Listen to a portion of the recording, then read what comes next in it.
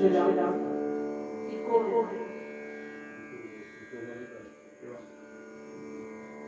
श्रीराम श्रीराम थोड़ा base Shriram okay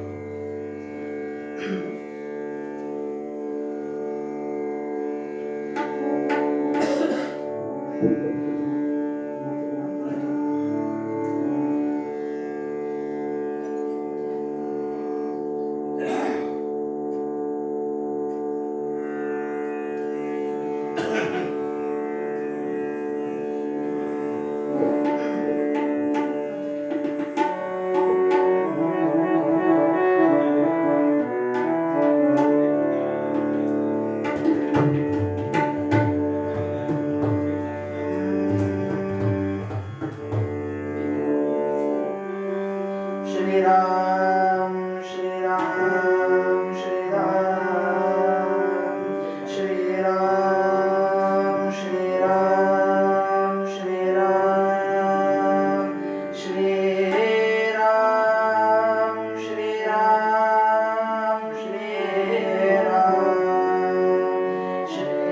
Shriram Shriram Shriram Vakratunda महाकाय सूर्यकोटि समप्रभा निर्विघ्नं कुरु मे देव सर्वकार्येषु सर्वदा गुरुर्ब्रह्मा गुरुर्विष्णु गुरुर्देवो महेश्वरा गुरुः साक्षात् परब्रह्म तस्मै श्री गुरवे नमः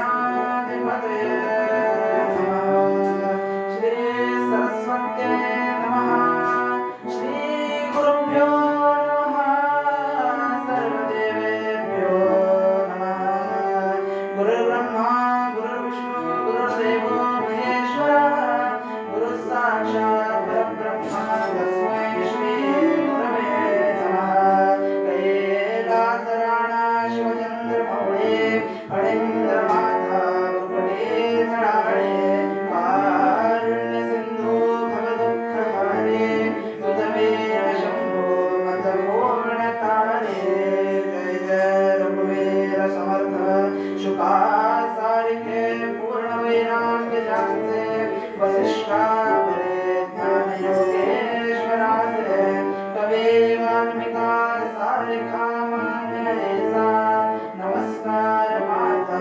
सद्गुरो रामदासा काषाय वस्त्रं करदण्डधारणं कमण्डलं पद्मकरेण शङ्खं चक्रं गदाभूषितभूषणाढ्यं श्रीपादराजं शरणं प्रपद्ये मूकं करोति वाचालं पङ्गुं लङ्घयते गिरिं यत्कृपात्तमहं वन्दे परं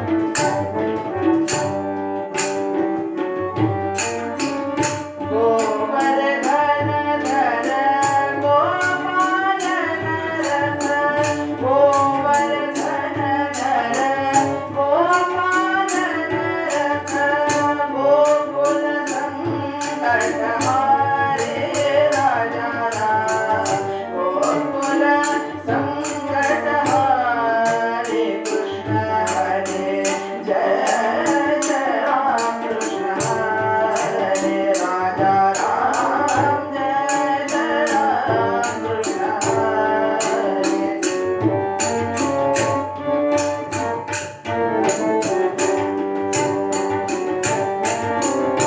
शरणागत देवा चरणी में शरणागत देवा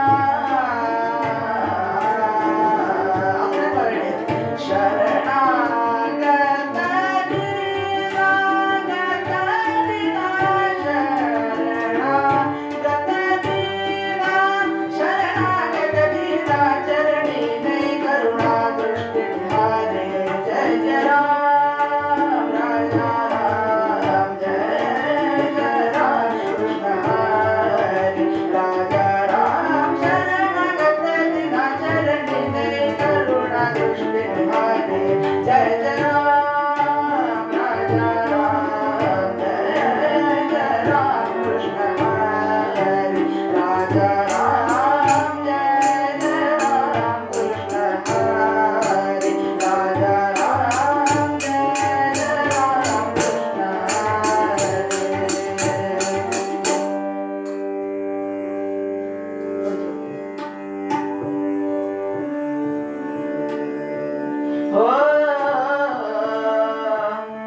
ये कृष्णा तिरच्या वसणाया ये कृष्णा तिरच्या वसणाया ये कृष्णा तिरच्या वसणाया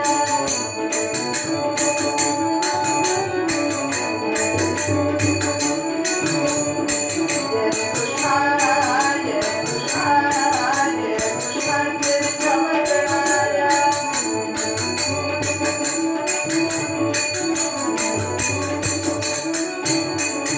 ये कृष्णा तिरच्या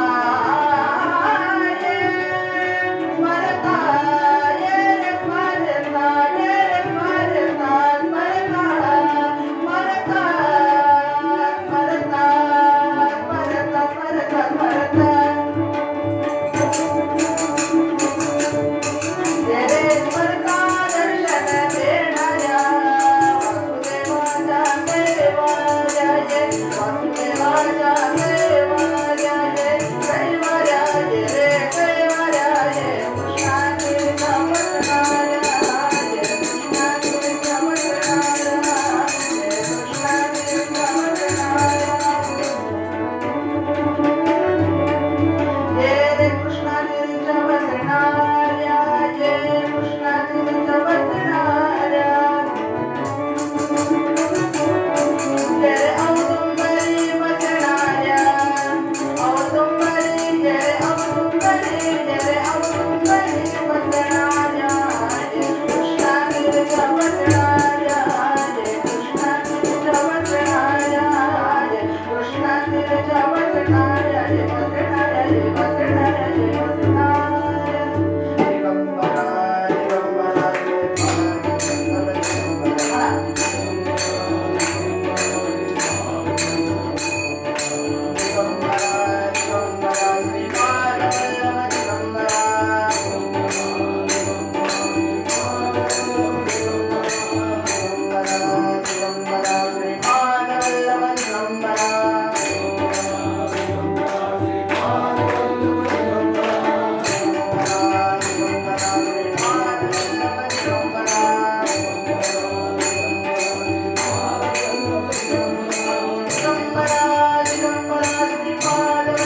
दिगंबरा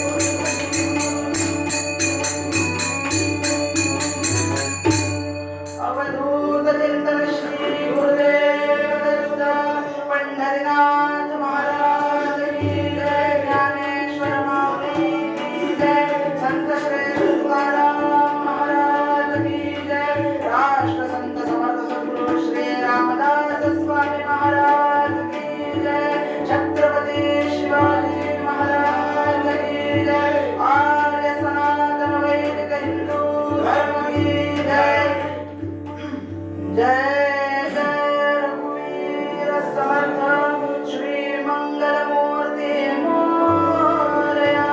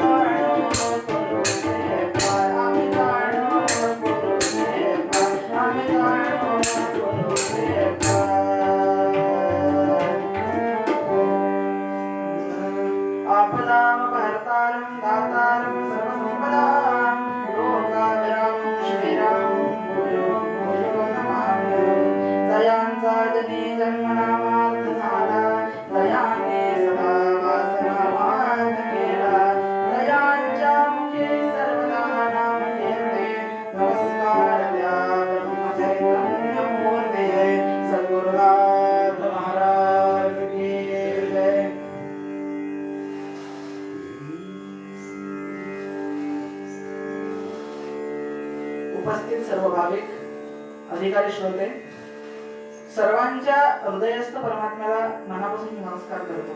जी पुण्याई तुम्हाला इथे घेऊन आली आहे त्या पुण्याईला वंदन करतो. भगवंताला प्रिय असणारा धर्म या जगामध्ये जगावा, टिकावा यासारखा विशेष कार्य करणारे असे लोक इथे बसलेत.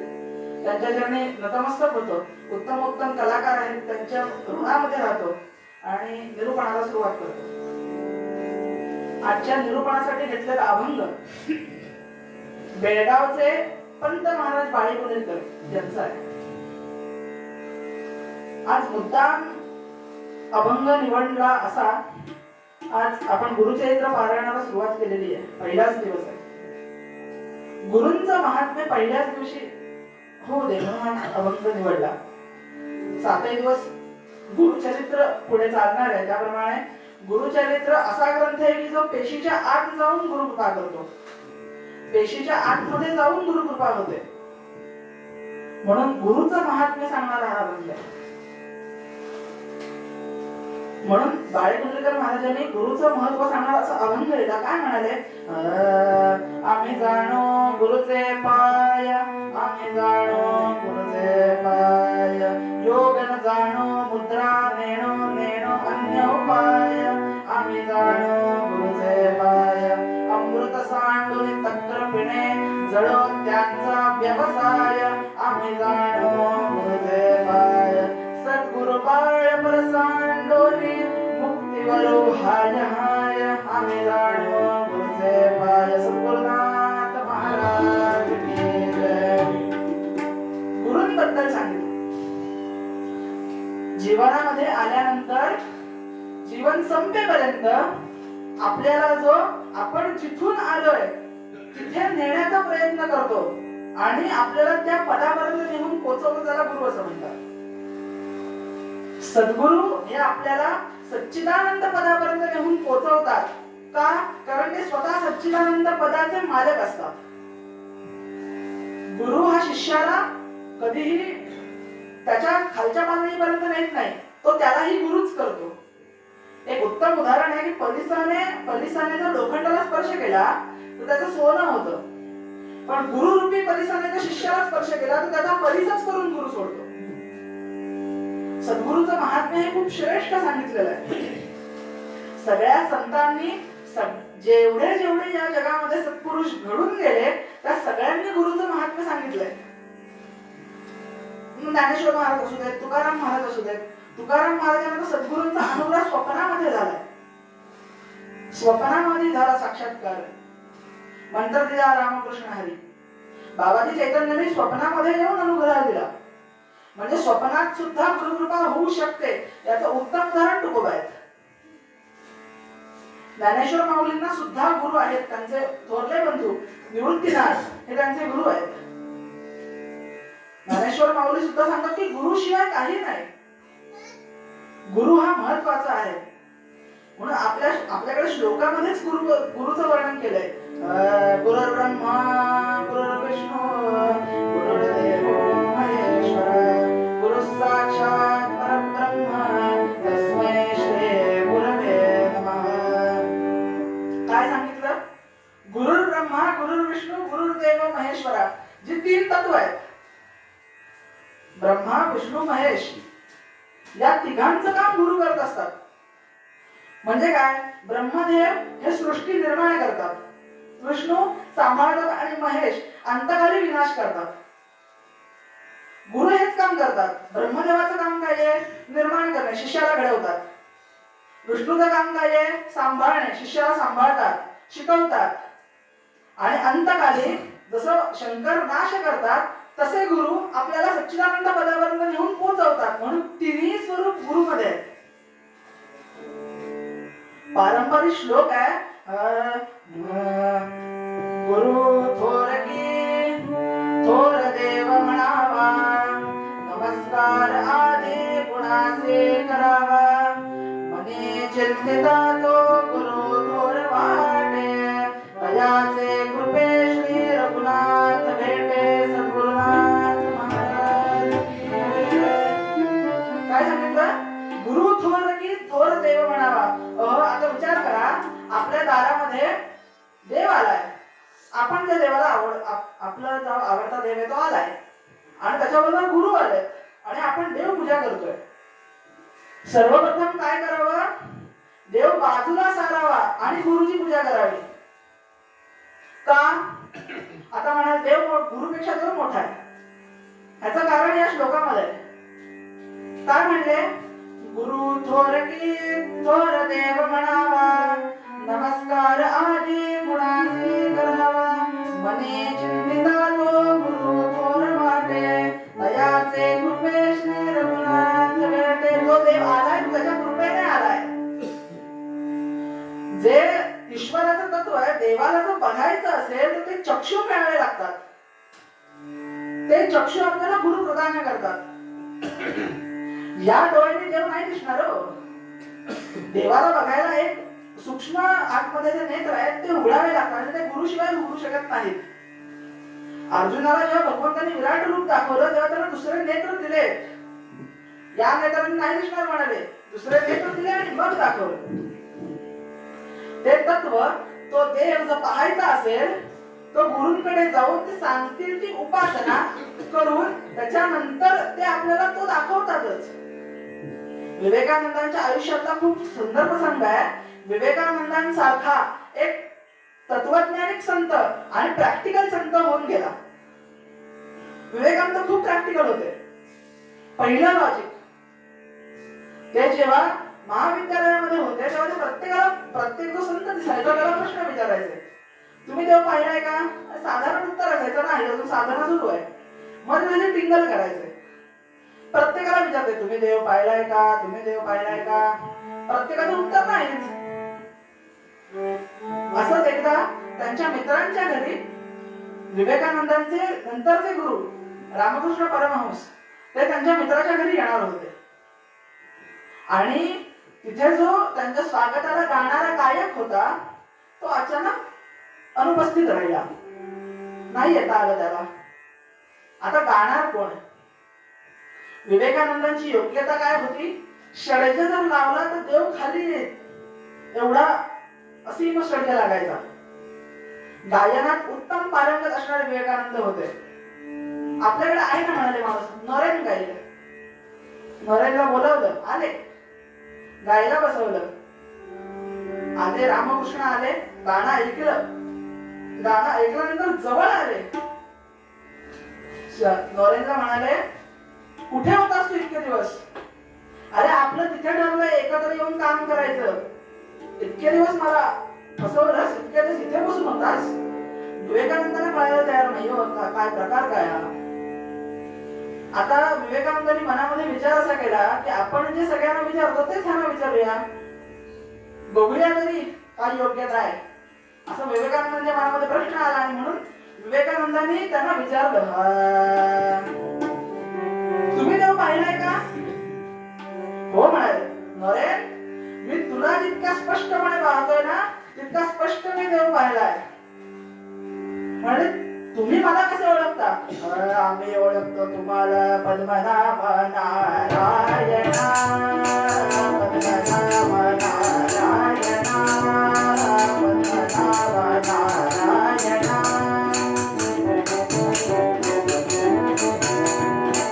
पद्मनाभ नारायणा, पद्मनाभ नारायणा.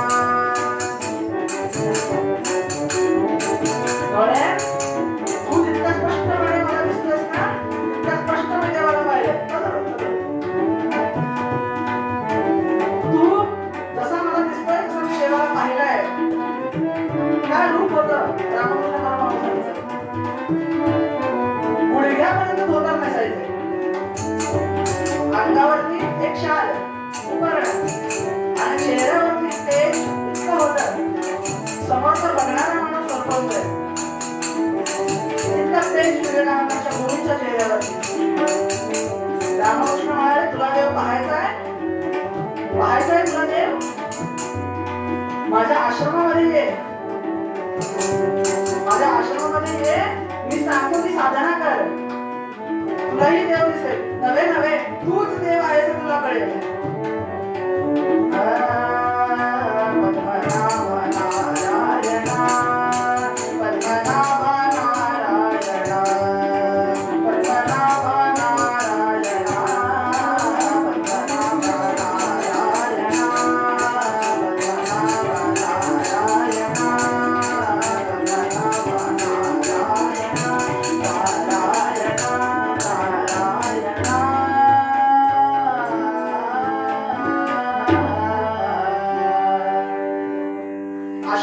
ये, तुझ्याकडनं साधना करून घेतो आणि तुला देव दाखवतो. त्याच्यानंतर नॉर्यांचे स्वामी विवेकानंद झालेले आपण पाहिले. अमेरिकेमध्ये जाऊन ज्यांनी हिंदू धर्माचा प्रचार प्रसार केला त्या स्वामी विवेकानंदांच्या मागे गुरुच होते. विवेकानंदांनी जाहीर सांगितलंय, जेव्हा मी परिषदेमध्ये बोलत होतो तेव्हा मी फक्त बोलत होतो, बोलवणारे रामकृष्ण परमहंस आणि महाकाली होत्या. मागून ते बोलत होते, मला फक्त त्यांनी साधन केलं होतं. दासगणू महाराजांनी जेव्हा गजानन विजय नावाची महाराजांवरची पोथी लिहिली तेव्हा दासगणू महाराज यांना हत्तीवर मिरवणूक काढणार होते. महाराजांनी सांगितलं, मला हत्तीवर नका बसवू, पोथीला बसवा. तेच वाक्य मी इथे वापरतो. महाराजांनी त्यात लिहिलं, लेखणी लिही अक्षर वगैरे, तो तिच्यात नाही जोडलं. तसंच विवेकानंद सांगतात की मला फक्त त्याने साधन म्हणून वापरलं, बोलत ते होते. असा महान संत अमेरिकेमध्ये जाऊन आपल्या धर्माची ध्वजा फडकवतो, त्या मागे सुद्धा गुरुच आहेत. आता गुरुकडे जाऊन विचारायचं काय हो? गुरुकडे जायचं बरोबर आहे, गुरु करावा नाही, गुरु मिळावा लागतो. गुरु करायचा नसतो, गुरु आपोआप मिळतो. आपली जशी इच्छा असेल तर गुरु मार्ग दाखवतात आणि गुरु आपल्यापर्यंत पोहोचतात आणि आपल्याला गुरुपर्यंत पोहोचवतात. आता गुरुंकडे गेल्यानंतर काय विचारावं? माणसाला साधारण 3 ते 4 प्रश्न आहेत. म्हणजे जास्त सखोल विचार केलेला असेल, कीर्तन प्रवचनाला जात असतील तर ते 4 प्रश्न. 3 प्रश्न आचार्यांनी तेव्हाच सांगून ठेवले. कोणते 3 प्रश्न? गोहम कथमिदं जातं को वा कर्ता सविद्यते. काय विचारायचं? 3 माणसाला प्रश्न पडलेले आहेत. कोहम कथमिदं जातं को वा कर्ता सविद्यते.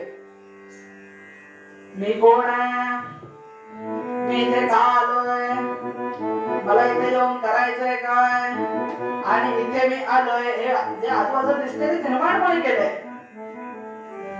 हे जे आजूबाजूला सृष्टी दिसते ते निर्माण कोणी केले? मी कोण आहे? मला करायचंय काय? आणि मला जायचंय कुठं? हे सांगतात ते सद्गुरू. गुरु इतके मोठे की ज्ञानेश्वर महाराजांनी सांगितलं. ज्ञानेश्वर महाराज काय म्हणाले?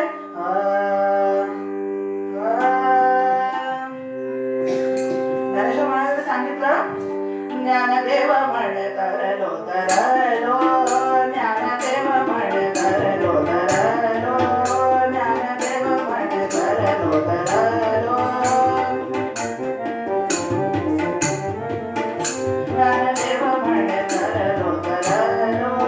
आता उतरलो गुरुकृपे, आता उतरलो गुरुकृपे, आता उतरलो गुरुकृपे. ज्ञानदेव म्हणे तरलो तरलो, ज्ञानदेव म्हणे तरलो तरलो, तरलो तरलो तरलो. पंढरनाथ महाराज की जय. ज्ञानेश्वर महाराजांनी गुरुचं वर्णन करताना काय म्हणले? ज्ञानदेव म्हणे तरलो तरलो, आता उद्धरलो गुरुकृपे. गुरूंच्या कृपेमुळे मी उद्धारलोय. गुरुविना नाही तुझा आधार, गुरुकृपेशिवाय काही नाही. शास्त्रीय संगीतामध्ये सुद्धा जी बंदिश दिली मारण्यामध्ये काय लिहिलं? गुरुबिना नाही तुझा आधार, गुरुबिना ज्ञान न पवे. आता गुरु शब्दामध्ये एक मजा आहे. 3 बीज आहेत त्याच्यात. ग हे गणेश बीज आहे, उ हे विष्णू बीज आहे, आणि र हे अग्नी बीज आहे. म्हणजे काय? गणेश बुद्धीची देवता आहे, गुरु आपल्याला बुद्धी देतात. उ हे विष्णू बीज आहे, पुन्हा सांभाळतात. आणि आपलं काही चुकलं, काही आपला दोष घडला तर आपल्याला अग्नी ओरडतात. असं सांभाळून घेणारा गुरु आहे, म्हणून त्याला माऊली म्हटलंय. गुरु ही माऊली आहे, म्हणून गुरु ही माऊली आहे आणि आपल्याला सांभाळते, म्हणून सद्गुरु महत्वाचं आहे. सद्गुरूंचं महात्म्य आपल्या, आपण आता गुरुचरित्र पारायण करतोय, गुरुचरित्रामध्ये गुरुचंच महात्म्य सांगितलंय सगळं. गुरुमुळे काय काय होतं आणि गुरु नसताना सुद्धा जर आपली इच्छा असेल तर गुरु नसताना सुद्धा कृपा होते. म्हणून गुरु इतका थोर आहे त्याचं वर्णन आपण करूच शकत नाही. म्हणून मूळ पद्यामध्ये काय सांगितलंय, बाळकृष्ण महाराजांनी काय सांगितलं, आम्ही जाणो गुरुचे पाय, आम्हाला गुरुचे पाय माहितीये तो. योग न जाणो मुद्रा नेणो अन्य उपाय. आम्हाला कर्म नको, आम्हाला योग नको, आम्हाला काही नको, आम्हाला फक्त गुरुचे पाय माहितीये. आमची नामभक्ती बरी आणि आमचं गुरुतत्व बरं, बाकी अन्य कोणतेही मार्ग नको, आम्हाला फक्त गुरुचरणाशी राहून मुक्ती मिळवायची. योग न जाणो मुद्रा नेणो अन्य उपाय. आम्हाला माहितीच नाहीये दुसरं काय, आम्ही जाणो गुरुचे पाय. अमृत सांडून टक्कर पिणे जळो त्यांचा व्यवसाय. गुरु सारखं अमृत असताना ते बाजूला सारून जे ताकासारखे वागतात, जळो त्यांचा व्यवसाय म्हणाले. आम्ही जाणो गुरुचे पाय. म्हणून असं गुरुचं महात्म्य आणि त्या गुरुच्या महात्म्यामुळे आणि गुरु लाभल्यामुळे काय झालं हे आपल्याला आख्यानामध्ये पाहायचंय. गुरु मिळाले, गुरुनी दत्त प्रभूंना कसं भेटवलं हे आपल्याला आख्यानामध्ये बघायचंय. म्हणून एक सूत्र श्लोक फक्त सांगतो आणि इथे थांबतो.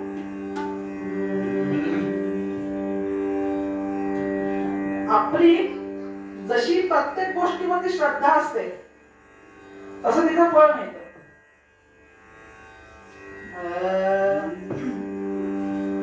गुरुचरित्रामध्ये सांगितलंय की आपली जशी त्याच्यावर श्रद्धा असते तसं आपल्याला फळ मिळतं.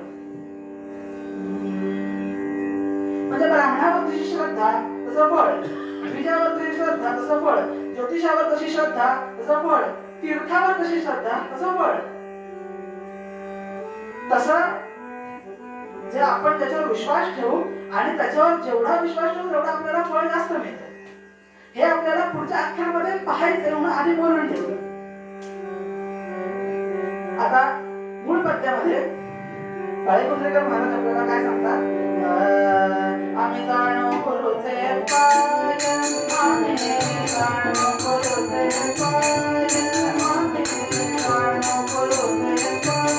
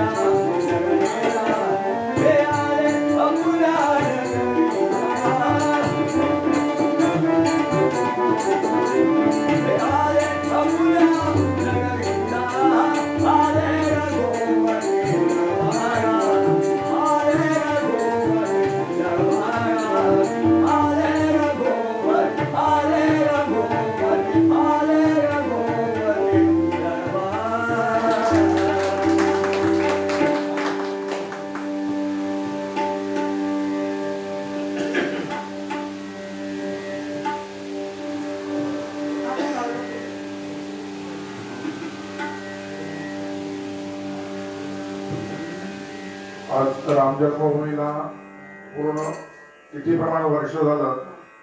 त्याबद्दल आता बुवांनी गाणं म्हटले, पुन्हा एकदा त्याबद्दल गाणं म्हणलं.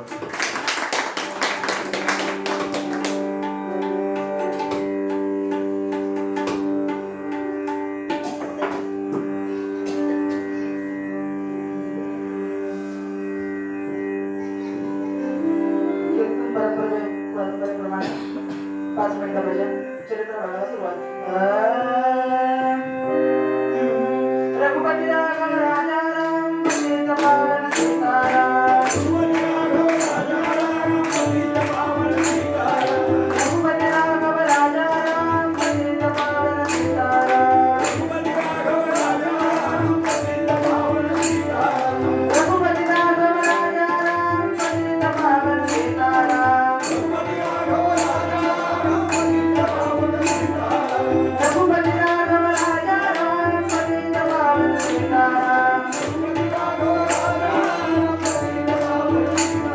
रघुपती राघव राजा राम पतित पावन सीताराम.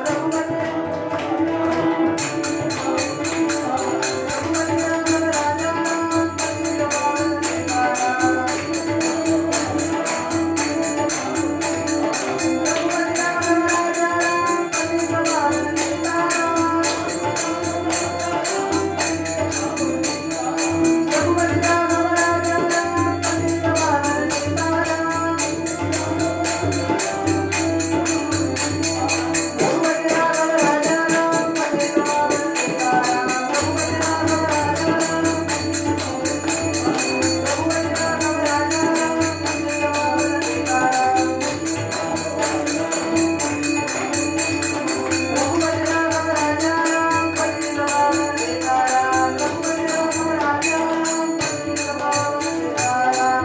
राजाधिराज रामचंद्र महाराज की जय. कुंडले कमलधार विठ्ठल श्री ज्ञानदेव तुकाराम पंढरीनाथ महाराज की जय. संत श्रेष्ठ श्री तुकाराम महाराज की जय. समर्थ सद्गुरु भगवान श्रीधर स्वामी महाराज की जय. जय जय रघुवीर समर्थ श्री मंगलमूर्ति मोरया. कृष्णाय वासुदेवाय हरये परमात्मने प्रणतक्लेशनाशाय गोविंदाय नमो नमः. भगवान श्री गोपाल कृष्ण महाराज की जय.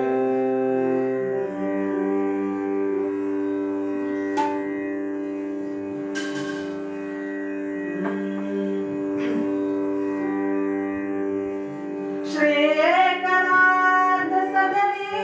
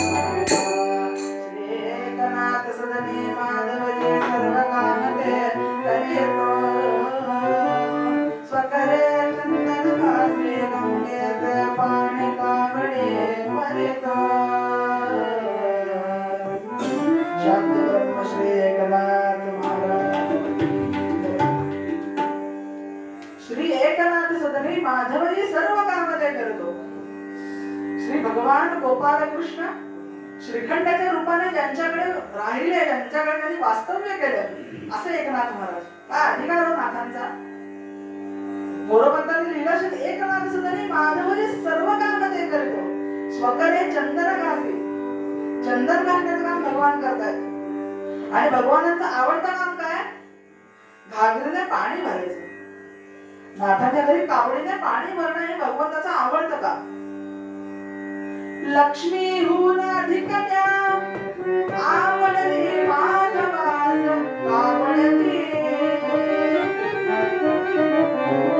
काय म्हणाले? लक्ष्मी हुन अधिकया माधवास आवडली कावडती. आणि पुढे म्हणले कधीच ठेवली आवडती, कधी ठेवलीच नाही खाली. असा नाथांचा अधिकार. नाथांना आपण शांती ब्रह्म म्हणतो. नाथांना शांती ब्रह्म का म्हटलं जातं याच्यामध्ये खूप इतिहास आहे. त्यातलीच एक गोष्ट म्हणून छोटी सांगून जातो पुढे, म्हणजे शांती ब्रह्म का म्हणतात ते समजेल. नाथांच्या गावातले 2 माणसं. हा माणूस इतका शांत असतो, ह्याला त्रास द्यायचा, ह्याला बडबडायला लावायचं, ह्याला राग आणायचा, म्हणून तयारी केली. काय केलं? नाथ जेव्हा स्नानाला जायचे गोदावरीमध्ये, तेव्हा ह्यांनी स्वतःजवळ एक 100 पाण्याचा स्टॉक ठेवला होता. नाथ आले आंघोळीवरून की थुकायचं. नाथाने अंगावर थुकलं की नाथाने परत जायचं, आंघोळ करायची, बाहेर यायचं. असं जवळजवळ 100-108 वेळा झालं. तरीही नाथ काहीही बोलले नाही. आता इथे जो समर्थ असते, एकदा थुकल्यानंतर तो दिसलाही नसता, डायरेक्ट तिकीट वैकुंठच. नाथ 108 वेळा आंघोळ करून बाहेर आले. इतकी शांतता. ह्याच्या पुढचं त्यांच्याच गावातल्या नाथ वाढत होते, त्याची पत्नी वाढत होती. हा आता बडबडेल म्हणून एका माणसाच्या बायकोच्या पाठीवर उडी मारली तरी नाथ शांत होते. नाथाने काय म्हणावं? माझा तसा हरिपंडित आहे ना, तसाच तू मला आहेस रे, माझा मुलगाच मानतो मी तुला. इतकी शांतता. म्हणून त्यांना शांती ब्रह्म म्हणतात. म्हणून त्यांच्या घरी कृष्ण आहे. हो, हा फरक आहे. नाथांनी आयुष्यभर एक तत्व काय कळलं, कोणालाही उपाशी जाऊ दिलं नाही नाथांनी. पंगत वाढायची, सगळ्यांचं वाढून झाल्यानंतर नाथ जेवत असत. आणि कुठेही भेदभाव नाही. पुन्हा दारामध्ये कुत्रा आला त्याला भाकरी दे, गाढव आलं त्याला गुळ दे, काय अजून पदार्थ असेल, घोडा आला त्याला चणे दे, हत्ती आला त्याला ऊस दे. भेदभाव कोणाशीच नाही. ज्याला जे अन्न लागतं त्याला ते नाथ पुरवत असत. आणि इतकंच नव्हे, माणसांशीही वागताना भेदभाव नाही. जेव्हा गोदावरीच्या तीरावरती अस्पृश्याचं मूल पाहिलं, अस्पृश्य सकाळी स्नान करून जात असत. ते शूद्र वर्णाचे होते, अस्पृश्य होते. ते सकाळी स्नान करायचे आणि जायचे लवकर, सगळे उठायच्या आधी. आणि त्या गडबडीत एक छोटं मूल त्या गोदावरीच्या काठावरती राहिलं होतं, ते रडत होतं. नाथाने त्या मुलाला पाहिलं, उचललं, त्यांच्या वस्तीमध्ये गेले, आई बाप शोधले त्या पोराचे, त्याला दिलं, गोपालकृष्णाचं नाव घेतलं, पुन्हा परत आले, स्नान संध्या केली. लोकांनी विचारलं, अरे त्या गोदावरीच्या इथे ठेवलेल्या अस्पृश्य मुलाला वस्तीत सोडून असं लाज नाही काय वाटत? नाथांनी फक्त एवढंच सांगितलं, त्याचा माझा हरिपंडित असता तर, त्याचा माझा हरिपंडित असता तर मला एवढी तळमळ झालीच असती ना. तेवढीच तळमळ मला त्या मुलाबद्दल आहे. हे मुलगा सोडा एक वेळ करू शकतो. त्याच गोदावरीच्या वाळवंटामध्ये गाढव तरफडताना जेव्हा पाहिलं, धावत गेले, कळशीभर पाणी त्या गाढवाच्या मुखामध्ये ओतलं आणि त्याच्याशी बोलले. कशाला आले इथे येता उन्हामध्ये तापायला? माहितीये ना आपल्याला चक्कर येऊन पडतं, आपण कशाला यायचं इथे? जा बरं, परत येऊ नको. नाथ गाढवाशी बोलले. असं वागणारा संत आहे. आणि आपल्याला जे विठोबाबद्दल आदर सांगतात, विठोबाची भक्ती करा, कृष्णाची भक्ती करा, असं जे सांगतात ते नाथ दत्त परंपरेतले. नाथांची जी परंपरा आहे ती दत्त परंपरा आहे. म्हणून आज हा विषय घेतला. आपण ज्या संतांबद्दल ऐकणार आहोत त्याची थोडी बॅकग्राऊंड माहिती पाहिजे. म्हणून हे सांगितलं. नाथांकडे श्राद्धाला पितर जेवायला आलेले स्वतः, एवढा अधिकार नाथांचा होता. त्यामुळे आपण अशा नाथांचं चरित्र बघणार आहोत. काय प्रसंग घडला?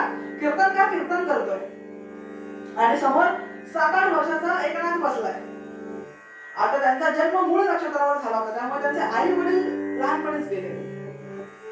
त्यांना जे काही सांभाळले ते त्यांच्या आजीने सांभाळले. कीर्तनकार कीर्तन करतोय आणि 6-7 वर्षाचा असा एकनाथ समोर बसलाय. कीर्तन संपलं, कीर्तनकाराला नमस्कार केला, घरी आले.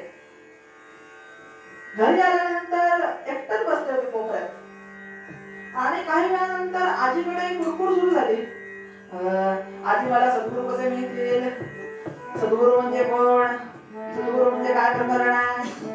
आजीला माझी कुरकुर कुरकुर सुरू झाली. मला कसे मिळतील, मला कसे गुरु कसे मिळतील, गुरु कसे मिळतील. ही तळमळ नाथांना आहे.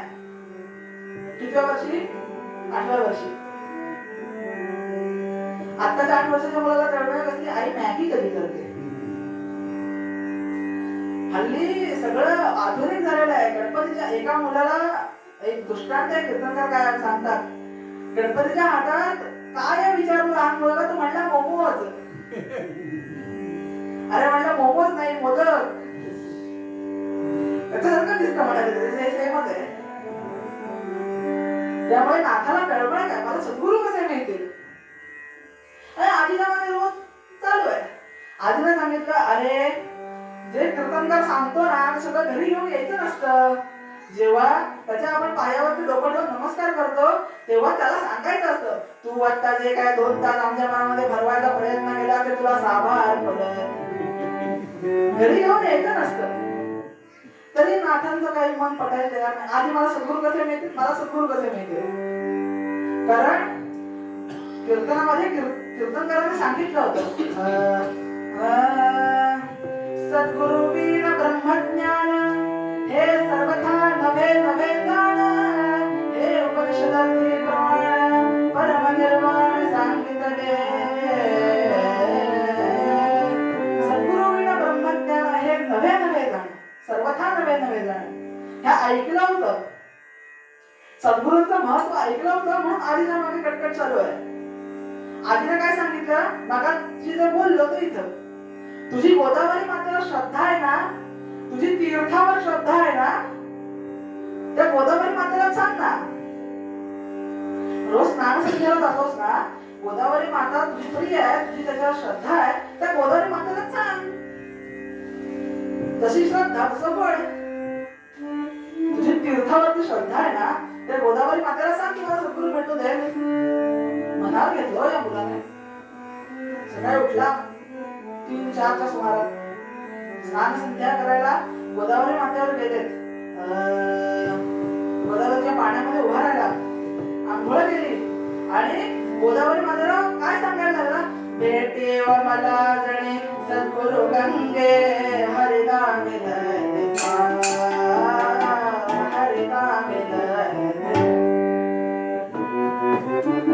भेटी व मला जणे सद्गुरु गंगे हरिनाम हरिनाम.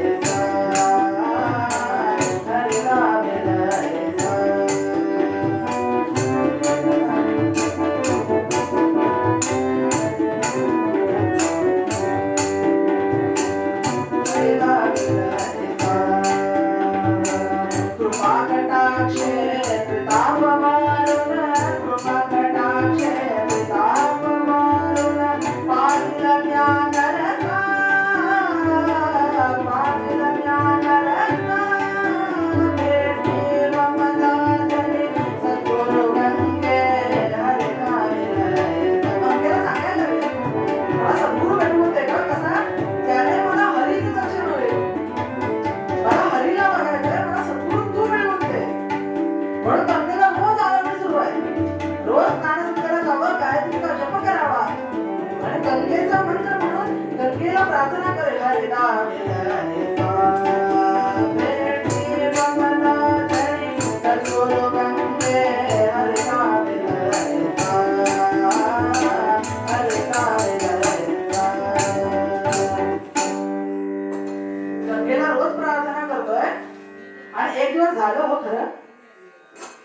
गंगेने स्वप्नामध्ये येऊन दृष्टांत दिला.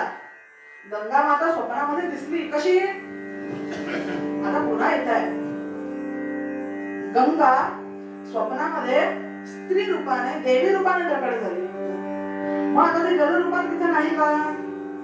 आहे. ती जलरूपाने तिथेच आहे, फक्त तिने देवीचं रूप धारण केलं आणि ते दृष्टांत द्यायला मनामध्ये आले, स्वप्नामध्ये आले. काय सांगितलं स्वप्नामध्ये येऊन? जवळ ये तुने, जवळ ये तुने दौलता वाले. स्वप्नामध्ये येऊन सांगितलं गुरु कुठे भेटेल? तुझे गुरु मी सांगितलं ठिकाणावर आहे. जवळ ये तुने दौलता वाले, देत आहे तव गुरु देत देत, देत आहे तव गुरु देत देत, देत आहे तव गुरु देत देत. इथून जवळ दौलताबाद नावाचा किल्ला आहे. तो मोगलांच्या तख्ताच्या खाली यायच्या आधी त्याचं नाव देवगिरी होतं. तो यादवांचा किल्ला होता देवगिरी नावाचा, पण मुघलांनी आक्रमण केले आणि त्याचं दौलताबाद झालं. तो किल्ला आजच्या संभाजीनगरमध्ये आहे. त्या किल्ल्यावर तुझा गुरु आहे. जवळ ये तुझी दौलताबाद, जवळ ये तुझी दौलताबाद, क्षेत्र आहे तव गुरु देत देत.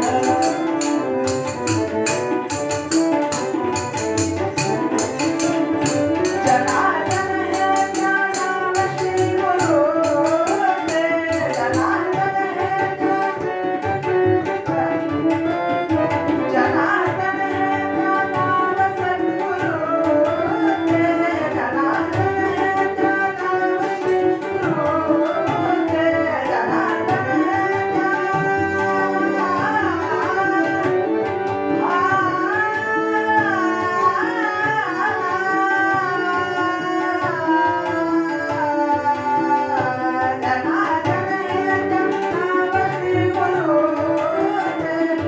जनार्दन स्वामी नाव आहे त्यांचं.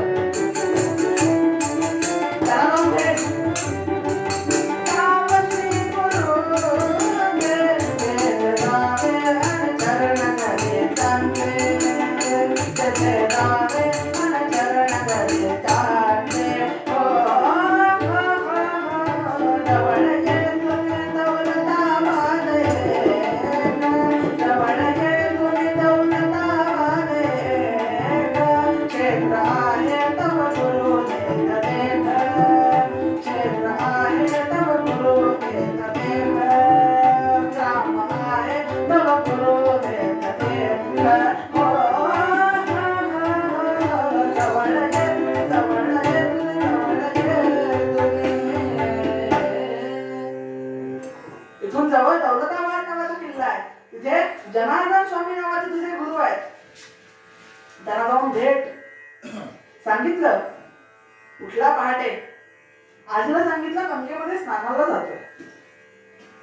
2-3 कपडे घेतले, 2-3 उपरणं, 2-3 धोतर आणि निघाला. एक पूर्ण दिवस, एक रात्र, दुसरा पूर्ण दिवस, दुसरी रात्र चालतोय चालतोय चालतोय चालतोय, पोहोचला दौलताबादमध्ये. आता गावामध्ये शोधतोय कुठं मिळतील, कारण गुरु म्हटल्यावरती भगव वस्त्र, हातामध्ये कमंडल, दंड, शिखा आणि असं भरजरीत असं नारिंगी रंगाचे वस्त्र नेसलेले असे कोणतरी गुरु असतील म्हणून शोधतोय दौलताबाद मध्ये. कुठे आहेत कुठे आहेत कुठे आहेत. आणि शेवटी एका मंदिरामध्ये जाऊन बसला, नाही सापडले. शेवटी मंदिरामध्ये जाऊन बसला आणि खांबाला टेकून बसला आणि अचानक निद्रा लागली. गंगा माता पुन्हा स्वप्नामध्ये आली आणि काय सांगितलं? हा स्वामी मठ मठे तुला न भेटे मुला, हा स्वामी मठ मठे तुला न भेटे मुला, हा स्वामी मठ मठे तुला न भेटे मुला. देवळात शोधतोय, गावात शोधतोय, तीर्थावरती शोधतोय, तिथं नाही मिळायचं तुला हा स्वामी. हा वेगळाच आहे. स्वामी मठ मठे तुला न भेटे मुला, तुला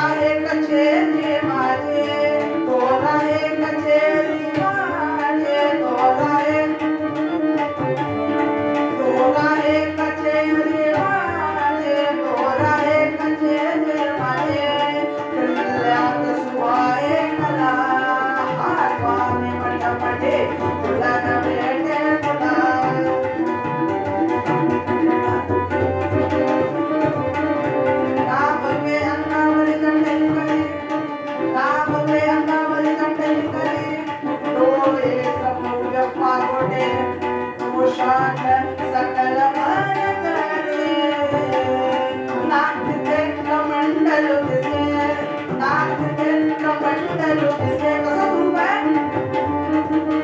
कचेरीत आहे, डोक्यावरती पागोट आहे, शुभ्र असा सदर आहे. तसं तुला कमंडलू वगैरे नाही दिसायचं आहे का? नाक ते कमंडलू दिसे, मृगाजी न तसे हरणाचं कातडी दिसायचं. नाक ते कमंडलू दिसे, मृगाजी न तसे. रूप रे मखमली बागेवर, डोळाला टेकून बसे. हा स्वामी रूप रे मखमली बागेवर, डोळाला टेकून बसे. अरे गवळे येतो, भरदारी पोशाख आहे, पागोट आहे, बसता कुठे? मस्त अशा गाडीवर डोळाला टेकून. रूप रे मखमली बागेवर, डोळाला टेकून बसे. हा स्वामी मठामध्ये तुला नव्हे मुला. हा स्वामी मठामध्ये तुला नव्हे मुला. हा स्वामी मठामध्ये तुला नव्हे मुला. तुला नव्हे मुला. तुला नव्हे मुला.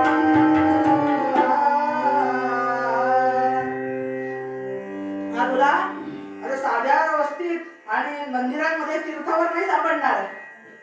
तो किल्ल्यावर आहे, तो सुभेदार आहे. तिथे जा. दौलताबादच्या किल्ल्यावर गेले. तळमळ होती, आपल्याला काय असतं काय म्हणलं असं जाऊ दे. पुन्हा जा परत किल्ल्यावर, पुढच्या वेळेला बघू. तळमळ होती हो मनामध्ये. गेले किल्ल्यावरती. किल्ल्यावरती जाऊन विचारलं. तिथे दोन पठाण होते. विचारलं, जनार्दन स्वामी कहाँ मिलेंगे? बोला स्वामी, यहाँ पे स्वामी वगैरह कोई नहीं रहता बेटे. यहाँ पे माहिती ना पुढे काय येते. यहाँ पे कोई स्वामी नहीं रहता. अरे तेरे जैसा बच्चा, तुम्हारे जैसे बच्चे में जाके पाठशाला में मदरसे में जाके सीखना चाहिए. स्वामी कहाँ पे ढूंढ रहे हो? ये कचेरी है सरकार की, यहाँ पे कोई स्वामी वगैरह नहीं मिलेगा. जाओ जाओ बेटे, मदरसे में जाओ, पाठशाला में जाओ और पढ़ाई करो. स्वामी जंगम फकीर बेटा, स्वामी जंगम फकीर बेटा. स्वामी जंगम फकीर बेटा, देख ले में कोई नहीं, देख ले में कोई नहीं. स्वामी जंगम फकीर बेटा, स्वामी जंगम फकीर बेटा, देख ले में कोई नहीं, देख ले में कोई नहीं. स्वामी जंगम, स्वामी जंगम, स्वामी जंगम फकीर बेटा. इथे कोणी नाही. ये ना तकिया सरा मस्जिद, कचेरी सरकार की. हे तकिया नाही कुठच्या बाबाचा, कुठची सदर नाही. हा आमचा शाही असा किल्ला आहे. ही सरकारी नोकर आहे, सरकारी इथलं सगळं काम आहे. तुला कोण संत तिथं देणार? तुला साधू कोण मिळणार इथे? नाथ म्हणाला नाही हो, मला गंगा मातेने सांगितलंय. अरे कौन सी गंगा? नहीं उन्हें यहाँ पर जनार्दन पंत नाम से लड़के. हमसे आपको जनार्दन पंत से मिलना है, सुबेदार जी से मिलना है. रुको हाँ, यहाँ दीवानी खटला चालू है, वो जैसे ही खत्म होगा मैं आपको लेके जाऊंगा. रुको हाँ, मैं पूछ के आता हूँ. तो गेला, विचारला आतमध्ये. जनार्दन स्वामी पाठवून दिलं. आणि तिथे एका कोपऱ्यामध्ये उभा राहून बघतोय सगळं कसं चालू आहे, काय सुरू आहे. आणि असं समोर चित्र बघितलं. जनार्दन स्वामीचे पांढरा झकझकीत पोशाख, डोक्याला पागोट आहे, हातामध्ये जपाची माळ आहे आणि अशा दाढी मिशा जटा भार उडतोय केसांवरती आणि असं एक हात घोडाला ठेवून बसले.